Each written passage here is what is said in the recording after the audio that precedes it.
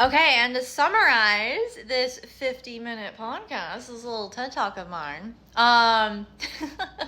with that, when it comes to all of these things, I feel like this is the only way that as a society, as a culture, as a world, that we're actually going to generate change. It's by changing our own individual lives in alignment with ourselves. I don't think that we need to be picking teams and parties.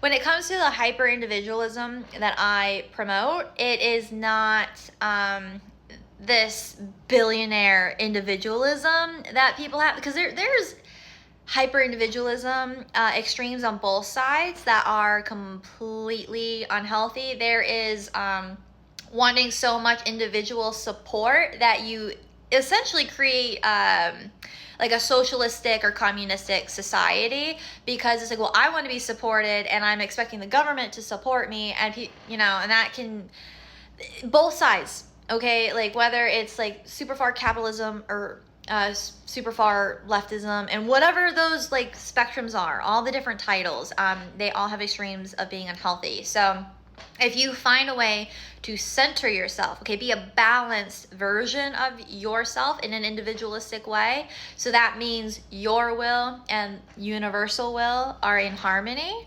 then the world will be in harmony. A lot of people are misaligned within themselves, and then that's how you get projections onto other people. That's a domino effect. One person loses their center of gravity, they tilt over, and then they knock other people over, then everyone's knocking each other out. And so instead, I think we should pick ourselves up and then help others pick themselves up in the best way possible. I firmly believe that if you are individually taken care of, then you'll be able to have the capacity to take care of others. And so that means people honoring their role. I don't understand where there's this like hierarchy of like, well, I'm a doctor and I'm a lawyer and I'm a politician, and so I'm better than you and I deserve more money than you and I deserve a better life than you because my life is so much harder because of the role that I chose ultimately. And it's most of the time they didn't choose the role out of a genuine, virtuous, integral desire to do so. They did it because they wanted that power, that illusion of hierarchy above you. And everyone's role is important. The king and the peasant is equal. I am equal to you. And that's the thing that has like really rubbed me the wrong way through this entire spiritual journey on social media, is I have treated everyone, if you're going to call yourself something, okay, if you're going to call yourself a witch, an occultist or whatever, I am treating people like they're equals because they are presenting themselves to be an equal, and then they are not. And so in comparison, what that means is it would be like a white belt acting like they're a black belt, and the black belt is like, oh, you're a black belt, cool. And then they just demolish the white belt. And it's like, dude, you said you were a black belt. What the fuck are you doing? Like, that's a different kind of, that's more meritocracy. Do you have the skill set? Are you able to walk your walk? Most people aren't. And so you have to make sure that you're able to walk your walk. And what I've learned, this is a lesson I have learned. I have not been perfect at this, but if I am to talk my talk, I have to walk my walk, and that includes on a philosophical level. So if I have these philosophical principles for myself, I have to live my life by them. I can't just talk about them on the internet. I can't just write about it. I can't just have this illusion that this is who I am and what I think. I have to embody it. And that is really hard. It's imperfect, and there are trade-offs, and it's not always it's hard to do it in an ethical way, on a foundation of integrity, because as you start to learn, the system was never built from integrity to begin with. The system was built on corruption, and that is why it is crumbling so easily. It took a fucking feather, okay? It took a feather worth of wind to collapse the entire fucking empire that is America. Well, really the world, the whole globe is collapsing right now. And how do we rebuild this without going into nuclear war? Well, it is by shifting all of our lives in a way that isn't going to promote this competition. Okay, so if it's a dick swinging contest, if it's You know, the biggest dick is gonna swing and it's gonna knock some shit over. So how do we avoid all of that? Well, it's not, you don't want to antagonize people. You want to promote change and you want disruption that isn't going to generate revenge or a pendulum swing, because that's ultimately what happens, right? You see it in Palestine and Israel, this fucking million-year war, just going back and forth, back and forth. It's what you see with everyone. That is the fucking root of Hitler, people. Like, World War I happened, and as a direct result, Hitler, who lived through World War I, made a change for World War II, and he went to the extreme because of the extremes that he went in. So if we want to slow the pendulum swing down, you have to lower the momentum to where we can stay in a center of gravity with each other. And that is diplomacy, to have conversation. And that also means that people can talk their shit, and evidence of action will be their judge. So you can't get mad at people for saying things. You can't even believe people for saying things. That's what they say, actions speak louder than words.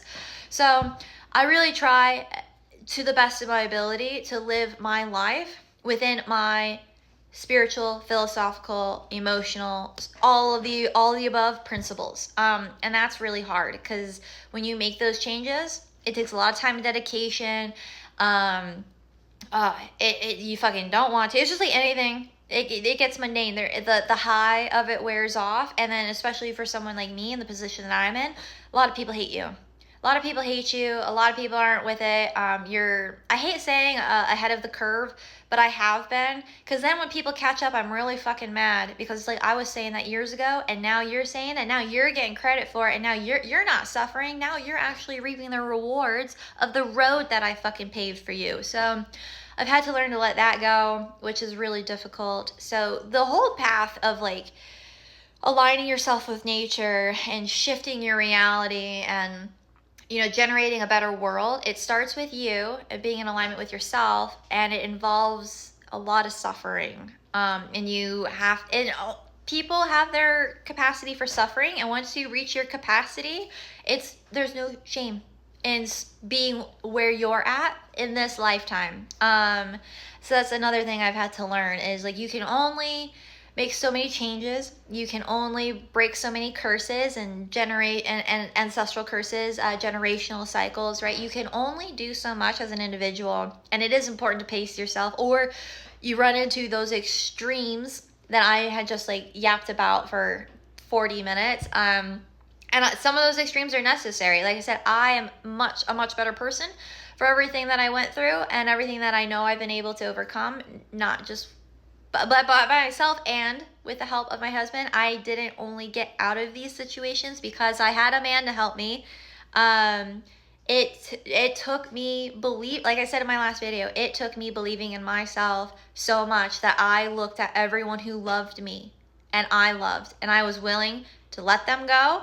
I was willing to detach from them, and I was willing to test them to see how much they loved me in return, and not in a toxic way. I know that this can sound toxic because like, I know how it goes, but obviously there was a collaboration in this where my husband was like, okay, well, like, I'm gonna do this, I at least need you to do this.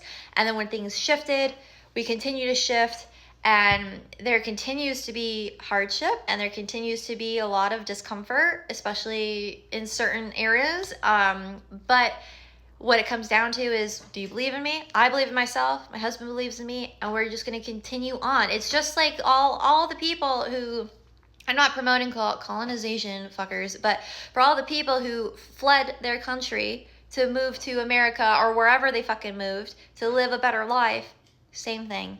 You have to be willing to risk the ocean. It was Pisces Saturn, okay? So this is how it concludes. You have to be willing to face the sea monster. You have to be willing to go through the flood to get the rainbow. You have to be willing to cross the ocean to get to the new land, right?